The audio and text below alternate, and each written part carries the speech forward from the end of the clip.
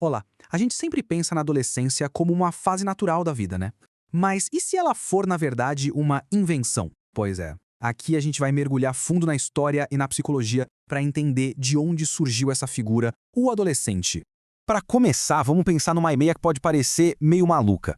E se essa fase tão conturbada, cheia de emoção, que a gente chama de adolescência, não for algo que sempre existiu? E se for uma criação social? E bem recente ainda por cima? Pois é, por muito tempo a coisa era bem direta. A pessoa saía da infância e pronto, já era considerada adulta. Não tinha esse meio termo, sabe? Essa sala de espera para a vida adulta. Só apareceu bem depois, quando o mundo começou a mudar de verdade. Então, para a gente desvendar esse mistério, primeiro a gente precisa separar as coisas. Tem uma diferença fundamental aqui entre o que é biológico e o que é social. E aqui fica bem claro, né? De um lado a gente tem a puberdade. Isso é pura biologia, são as mudanças físicas que acontecem no corpo de todo mundo, sem exceção. Agora, do outro lado, tem a adolescência. E aí a história é outra. É um processo psicológico, social, é a jornada de como cada cultura, cada pessoa lida com essas transformações do corpo.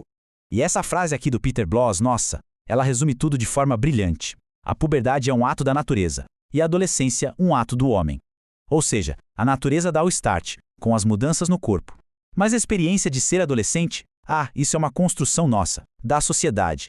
Bom, se a adolescência é mesmo uma invenção, então quando e como ela foi criada? Bora fazer uma viagem no tempo para descobrir. Olha que interessante essa linha do tempo. Se a gente volta lá para a Idade Média, as crianças eram basicamente adultos em miniatura. Não tinha muita cerimônia.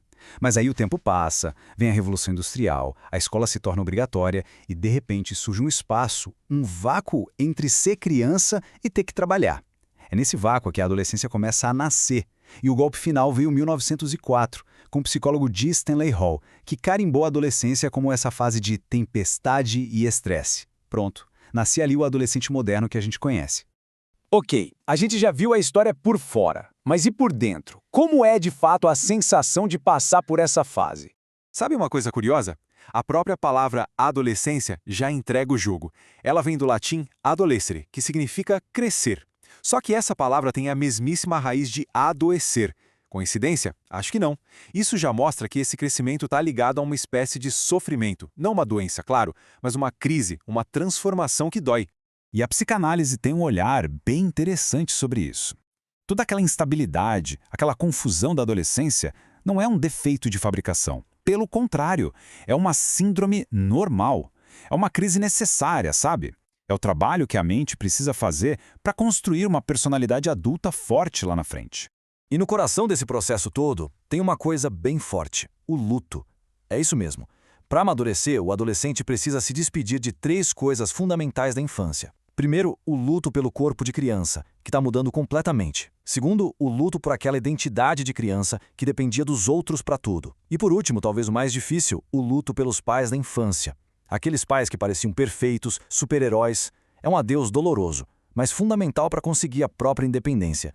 Esse processo todo tem um nome: segunda individuação. Pensa assim, o primeiro nascimento é físico, quando o bebê sai da barriga da mãe. A adolescência é como um segundo nascimento, só que psicológico. É a hora de se separar psicologicamente dos pais para conseguir formar um eu, uma identidade de verdade, totalmente independente.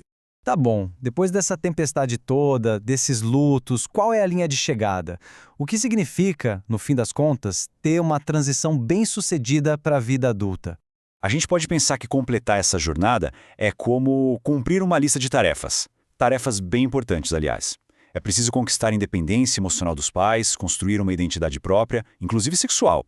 É a fase de aprender a ter relações mais maduras com os amigos, desenvolver um senso de moral, de valores e, claro, começar a pensar numa profissão, buscar independência financeira. Tudo isso junto forma a base de um adulto, digamos, bem resolvido. E tudo isso nos leva a uma última questão, que é super atual.